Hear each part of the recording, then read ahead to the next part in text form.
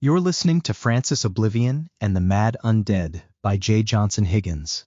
This audiobook edition is a Kiss the Widow production.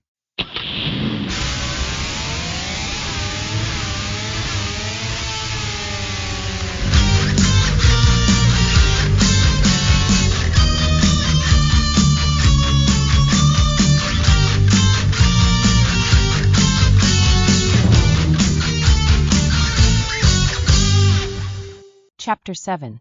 And so, late last year with a skeptical Dr. Fitzallen. Therapy Session Reflections of Dr. Greg Fitzallen. The Determined Issue, Real and Perceived Danger. Sources, a composite of written records, case files, notes, journal, and audio only, no video. The 1st of September to the 7th of October of last year. I'd been seeing my patient, Rebecca Azhar, for a few months now, and she has gradually opened up more to me about her life and her experiences. Her situation is a conundrum, but I believe we will find our way through it somehow. Allow me to explain. In comparison to her earlier visits, she was appearing more upset and agitated over the course of each session. While I knew we were making progress, there were other outside influences impacting her life. She continues to have major depression regarding her recent relationship troubles at this point. Many of her recent sessions were dominated by her dramatic separation from her boyfriend Icarus. I won't belabore this entry with much formal discussion of that topic, since it was thoroughly covered in a separate report, but I will return to it at times because it is now interwoven with her other experiences. It is safe to say that Rebecca knows what she must do in the aftermath of that relationship and that she is on the right track by keeping her distance from him, painful as it may be. She simply needs time, now that she has entered a period of healing, and I will help guide her through it as best I can. For this entry, I will instead focus on the greater unresolved matter that she had originally brought to my attention back in August and that has escalated to a troubling form in recent weeks. I will get straight to the crucial points. When she came to see me in late September, I'd made a startling discovery. I noticed several cuts and scars about Rebecca's wrists. They seemed fresh. I wondered briefly if they were the result of a recent physical altercation that I was not informed about, or defensive wounds in the wake of her separation, or perhaps suicide attempts. Maybe she was a cutter. They were partially hidden under her black blouse, but I brought their presence to the forefront, delicately as I did not know their origins, but, at the same time, the simplest way to get this information is to just ask. Rebecca, do you want to talk about this? I lightly took her hand and pulled back her flounced sleeve. How did these get here? It's nothing, she replied, snatching back her hand. Did someone do this to you, or did you do this to yourself? You can talk to me, always. You would tell me if this was intentional, right? Rebecca's reaction was peculiar, and I did not expect it. She stood and looked appalled. Intentional? Are you joking? She shook her head. I'd never do this to myself. Haven't we been over this already? This isn't amusing to me in the slightest. I just want to know if you've had thoughts about these things, cutting, taking your life and such. I'm compelled to ask again. Where did it come from if not from you? You see how it looks. I'm concerned, Rebecca. I know how it looks, but I don't cut. Never have. She shook her head. I haven't thought about taking my life. All I want is to get my fucking life back in order again. That's the whole reason I'm here. I'm pleased to hear that. I doubt you'll believe me if I tell you where I'd gotten these cuts. Where then? Francis gave them to me. Francis. Are you happy now? I'm sure this speaks to my mental state. Why don't you write that down? Put a star next to it. You might come back to it later. Rebecca, please. Just sit down. I just want to talk about it.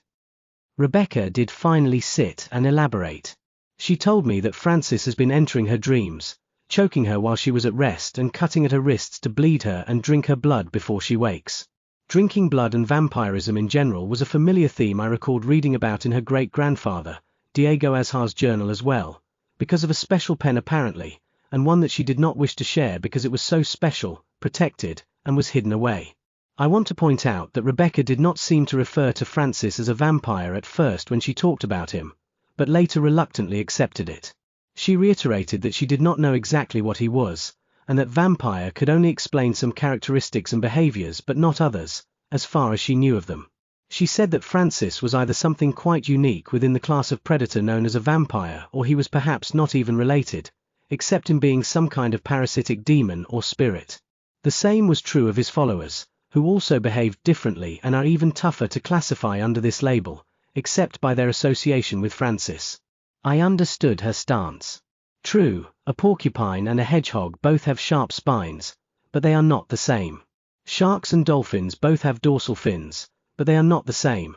If vampires simply consume a person's life through their blood and this is all we need to know to label one, then, yes, Francis is a vampire. If a vampire is something much more specific than this, then she says we have either learned new things about them, discovered a variation in them, or it is not the same. About a week prior to my learning of her injuries, Rebecca had discovered the blood on her pillow and her sheets, trace amounts, but she hadn't told me about it immediately. This concerned me and placed me at a crossroads with my delivery of service. What exactly was going on here, and what could I do to help? Was it abuse that she was simply covering for? I did not think so. Rebecca is not one to cover for abuses. In recent months she has been open and disclosed all things including abuses, which I will get to momentarily, and has continued to do so until this, of course. Which she seemed embarrassed to reveal to me because of Francis. Was this an attempt on her own life despite her denial of it? I did not think so either. As she said, she is not one who would take her own life and, despite the look of things, she was accurate, she was not suicidal. I learned this when I first met her, and this attitude has not changed because I've been monitoring her behavior. I've asked variations on the question at different times. It was an avenue that I had to explore repeatedly given her depression, but honestly, I'd never thought she was suicidal. It was not consistent with her behavior. Was she mentally ill? It's such a broad question, but arguably the question here. However, I still do not think so. People said that her great-grandfather had a severe mental illness which made him see a ghostly predator attacking him, and one could assume that such a disease could have passed to her. But here I object. I'd seen Diego's file, too. That's right, a file exists, skeletal as it was. He had post-traumatic stress disorder, but from my review, it was from the war itself, significant in its own way but unrelated. There was nothing regarding the spectre or the mention of it. He was not delusional and had never been checked into a mental institution or found to have any other serious problems despite being seen by professionals, both military and civilian. He hadn't screened as positive for potential issues on any reviews. No nurses or social workers had indicated a suspicious observation in their supplemental notes. No doctor has drawn such a conclusion related to the purported demon in question. It must have been just the people around him, family members, rumors. Similarly, for Rebecca, any psychological deviations she exhibits are within the realm of acceptability and are being managed. Her depression is a result of real words and circumstances. She takes medications for it and none that would produce such severe side effects. Her anxiety and insomnia are a result of real stresses, relationships, friendships, work imbalances, etc. And her injuries are from real attacks. Her physician confirmed that they were not consistent with self-inflicted injuries as would be seen in suicide attempts and are not associated with her motorcycle endeavors. On the contrary, the injuries were tediously non-life-threatening, prolonged yet painless so not to be detected. There were just so many now that it is visible. She shared this information with me voluntarily and consented to a peer-to-peer discussion with her physician to maintain my trust. In short, most normal human beings would experience the psychological results that I see in Rebecca if subjected to the stresses she has endured recently. That is, whatever is harming her is very real, but I'm just not ready yet to declare it a demon in the way that she has. Though her explanations are outlandish, make heroic leaps, and she may be influenced by Diego's writing, she is certainly not mentally ill in this way. Was she simply a magnet for these things, this violence and violent people? Was she acting out? One could make assumptions like these, but they would be baseless and wrong. To believe this scenario after all we have discussed and all she has been through at this point is tantamount to trying to blame the victim for attracting an abuser or asking for abuse, an incorrect action. There is no unique personality that attracts abusive behavior. The responsibility of abuse rests solely with the abuser, whoever he is. That is what I've found again and again in my career, and I will not part from that foundation here out of convenience. All of this leaves me in a strange place. My finding: someone is attacking and threatening her. The sources appear to be many, and the next step is to clearly determine exactly who is responsible for each instance so that these toxic relations can be severed or remediated. Rebecca has, however, gotten ahead of herself and given the perceived consecutive and synergistic assassinations of her physical, psychological, and social lives a name readily available to her: Francis Oblivion. Is this mental illness? I do not believe so, for the same reason that I don't consider priests mentally ill for speaking of a God that they have never seen in the flesh, or believing the same of physicists describing particles they do not have the tools or senses to understand via direct observation. Just because we do not have a full understanding does not mean we cannot speak on what influences our lives. Giving these things a name is not inherently problematic. It's human. It has taken me some time to get to this point, but I'd had the opportunity to read the journal of Rebecca's great-grandfather and have seen what he has put down about this spectre that she says is now haunting her. It is so strange. What initially was nothing more than supplemental material for a therapy session has become something very unsettling even for me. Seeing Rebecca in this way troubles me, but the stories, hers and Diego's, are disturbing ones to review in general since I don't have the answers to discredit them. It honestly makes me wonder. Rebecca has reported having nightmares about this demon on a regular basis, and increasingly so in past weeks, especially since we learned last week that Ireland officially went to war with their land following a full land invasion suitable for a past century. She and I had a lengthy conversation when the news came out. Our nation has entered the conflict for humanitarian, and arguably economic opportunistic, reasons as well, and given what I've heard so far, I would not be surprised if our role expanded soon. In her most recent session, one that was not planned and occurred this very day, Rebecca had a rather unusual story to tell me. She was so vivid and animated in her description. Rebecca told me that she was visited by an officer, his name not known, from the Department of War and Violent Defense, asking her department, Library Sciences, to reconsider the research proposal considering the conflict in the Kaylan Peninsula. She declined the offer again, restated her case, but said that this time she was directly threatened by the visitor because she refused. She felt unsafe because she was approached all alone. She said that the officer had uncomfortably entered her space, spoke of her duty to the nation and grabbed her arm, even forced her back to the wall. She, of course being too tough to allow people to push her around, pushed back, and used the sharpest words, I will not repeat, to say that he should never touch her again. Beyond the physical threat, which the officer did not take further, she said that she felt like he had a bad vibration in general that was like the one she felt in her nightmares. She said that it became clearer to her after the officer touched her. She saw a darkness floating about this person's eyes, which she described as a sign that they were under the influence of another force or being. She asked him to leave immediately, or she would call the authorities. Rebecca explained to me that when she asked him to leave, something else happened immediately afterward. She said it was as if the being, Francis, stepped into this officer's body and spoke directly to her. She described his face as a shifting blur with bright orange eyes. The room became dark around her and cold where she could see her breaths. She says that this being replied with a greater threat against her and anyone she knew in the following way if she did not sign the document agreeing to the proposal. Twice I've tried to negotiate and twice you have declined. If you do not sign for acceptance by the night of the next new moon, I will release a darkness on this world you have never seen or felt before, for to me your behavior is an act of war on my ways that I cannot tolerate. I do not expect you to appreciate what I do, but for your resistance to the greater order of things, traditions which have existed long before you and shall carry forward long after you have gone, you will be punished. You will all be punished. Do not test me, for in either case I curse your yellow sun and the glow it provides to that moon. It will bring me great pleasure to veil your sun, make crimson your moon, consume the womb of every woman with child so that there will be no new births, and feed your living to my own. For your selfishness, which you value so much, I will start a new tradition and be sure to begin with your family, your acquaintances, and your city. Fire will rain down on your world. You will suffer and everyone you know will die for your choices. The officer left her and slammed the door. Following this incident, Rebecca came by my office unannounced, rushed in and hugged me like she could be my own daughter. She was frantic. She told me all about the officer's visit, and that of Francis, and said, I'm not signing that acceptance letter. There's no guarantee that if I do what he wants he'll leave me or any of us alone. Look at what he's already done.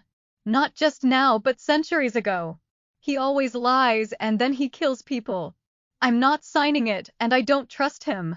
Rebecca then made several special requests. She asked me to wear amulets for protection from evil and to place protective objects around my home and office. She even gave me a necklace of her own to wear and blessed salt to place in my doorways and windows. That was not all. She even said that these were the items she had on her for immediate use, but that she would return with more personalized and deliberate ones based on my name, birth date and year, astrological sign, etc.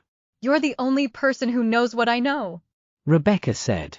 I think that puts you at greater risk. Think about the journal. You've read it. We've discussed it. I just don't want anything to happen to you because you know me. She informed me that she would put in place the same protections at her parents' home immediately after leaving campus. Rebecca is a sweet woman, and it was very nice of her to suggest these things and be thinking of my welfare, but as kind as these gestures and suggestions were, I had a few reasons why I could not really honor them. First, I have no reason to believe that I am in any direct danger as a result of this officer's visit and her declining to sign. How could he know the content of our confidential therapy sessions or that we were having them unless he could read her mind or she told him? Second, I am a married man and cannot justify receiving charms from patients and or young women that my wife does not know personally or approve of. And, finally, I didn't want to alarm the rest of my family with these things. Collectively, I found the gesture a little inappropriate and voiced this to her. While I believed Rebecca was onto something unusual and had reason to take precautions on her own account, at least for her own peace of mind, I would need a more obvious sign that there is a danger to me to change my routines in any significant way. I should mention that I've never considered myself to be one to hold religious or spiritual convictions of any kind, and this situation has not changed that. But I am aware from our discussions that Rebecca was quite fascinated by these topics, and it may have activated her wildest imagination. When she was younger, and I mean an adolescent, through her teenage years, Rebecca reportedly spoke to imaginary friends that no one else could see. She said that they were magical companions. She confirmed my findings about this during the conversations, but did not renounce seeing or speaking to them even to this day, which was curious. She mentioned that this did not happen very often, but that she was still quite experienced. I also remember that she referred to herself as a high priestess when we discussed spiritual matters in a previous session. More specifically, she said, I am not some novice. She started. I don't normally announce these things to other people, but I know what I'm talking about. I am a high priestess, have helped others who needed it, and I can see that these are serious matters. This is no joke. Please take it seriously. I'm concerned for your safety too. If those topics and the specific items provide her with a sense of comfort, then that is fine for her, but I've never needed them. She'd even shown me additional scribbles of automatic writing. It was just another collection of pointless shapes and markings I could not explain. But let's suspend disbelief, even if for only a moment. I just read the journal of Rebecca's great-grandfather after all, and he wrote all about this monster that she says is haunting her now. I said that I would examine its details and see if it could help me help her. Certainly, the automatic writing is disturbing, but I don't know what to make of it and no colleague of mine can comprehend it. Let's say it is all a result of her haunting. Let's say we give this vampire, this Francis Oblivion, if you will, the credit that her great-grandfather had given it. If we did, we would know him as a creator of conflict, a manipulator, and a bringer of war and death. Most of these things are present in Rebecca's life now. There is indeed a new war based on an old conflict being waged across the ocean on the Kaylan Peninsula, where Francis is said to have emerged more than once. Death usually follows the declaration of war, and the media confirms the number of them is on the rise, among them her older brother, Dylan, a pilot. Like her great-grandfather, Rebecca's life has taken an enormous tumble lately and to a greater degree following the start of the war. There are really two pieces of this puzzle that remain a mystery to me. The first is the mean followers of Francis and the other is their leader's role as a manipulator. Where are these mad undead that follow Francis everywhere, according to the journal? I have yet to see or hear about them, even from Rebecca. Perhaps they are all overseas in the war, waiting for her, maybe not. Their absence damages the case of any supernatural element here, but in their absence, I will stay focused on the primary topic, Francis. I wonder about Francis particularly as a manipulator. In the past, according to Diego's journal, Francis caused people to take nonsensical actions that led to their death or at least the torment of Diego. Close acquaintances of Diego would ignore obvious information, advice and warnings to their own downfall, etc. But what role has Francis played in manipulating present circumstances against Rebecca? Sure, the officer's invitation to participate in the war is a possible example only on a broad scale, but what of Rebecca's immediate acquaintances who she knows by name and the immediate circumstances that generally house them? Who has been manipulated by this spirit or demon to cause her grief or take uncharacteristic actions and ignore valuable information that she supplies? Her brother's actions were not uncharacteristic. He was already in the military and of his well-established free will from early on. If I had to make a guess, my best guess is that Francis has possessed the mind of her now ex-boyfriend, Icarus Young, and here's why. Rebecca explained in previous sessions that Icarus has been behaving strangely in recent months. I should qualify what strangely means. He accused her of cheating when she had done no such thing. He'd become paranoid. Then, the role shifted. She said that he began cheating on her when he is generally a monogamous and dedicated man. Furthermore, she said that he'd begun insulting her a lot more, an escalating development recently, I learned, with the height of its intensity when she first came to see me in the last few months. Fundamentally, it is my understanding that he had always been this way but was worsening to a level that Rebecca could no longer tolerate and wished to put a stop to. I'd recently learned that it was he who was the source of the profound verbal abuse that was giving her troubles, but not only that. He was also responsible for some physical abuse. He'd cut her face with a knife last month just above her eye during an altercation. This was a very new development after we'd started sessions that prompted my greater intervention and my recommendation for a restraining order, or specifically, what they call a peace order here in Siena, against Icarus Young. Rebecca filed this order. Rebecca had foregone teaching her classes for the remainder of the semester eventually because he began to stalk her when classes were in session, calling, showing up unannounced, messaging, and she did not want to bring her problem into the academic environment with her students. I informed her that it was neither her fault nor a cause for discipline to her, if that was a concern. I informed her that if, God forbid, she was experiencing any institutional pressure on that front that I was prepared to defend her, but by then it was already too late.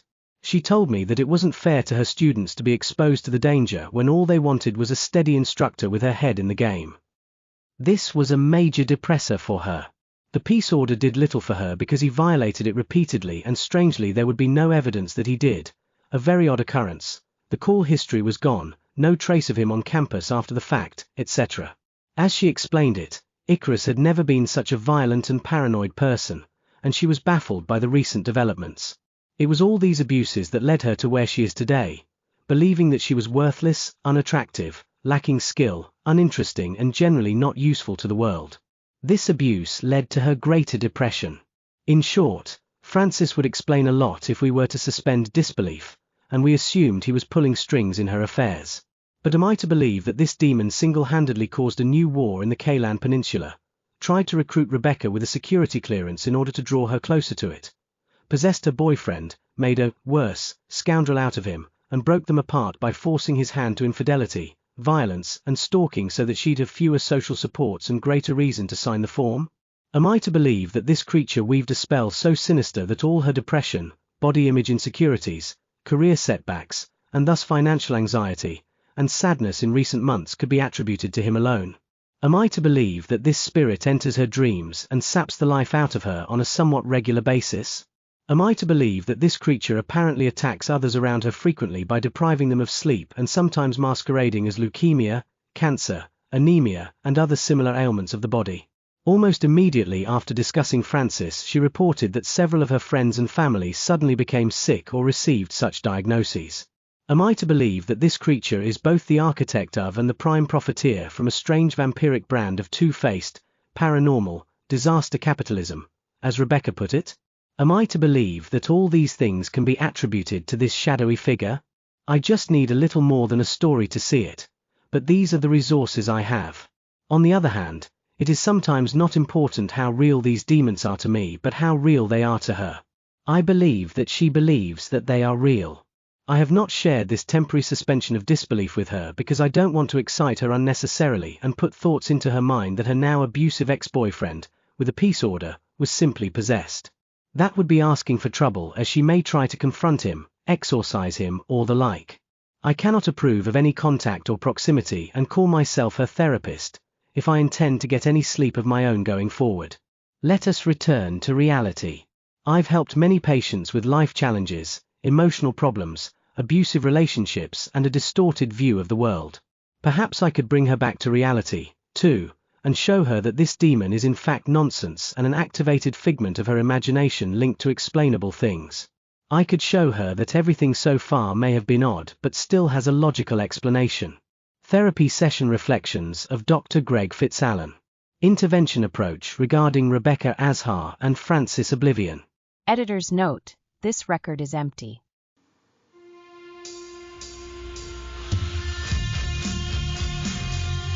This story is 100% original and written by a human, yours truly, the author. AI was not used to write, prompt, organize, or otherwise generate this story. This audiobook edition was, however, created using licensed text-to-voice software with a lifelike casting and intonation manually adjusted and refined line by line by me, and art in and of itself. The theme music was written and produced by Kiss the Widow. If you like what you found so far, please like and follow, subscribe, and share. Also, please be sure to check out my socials.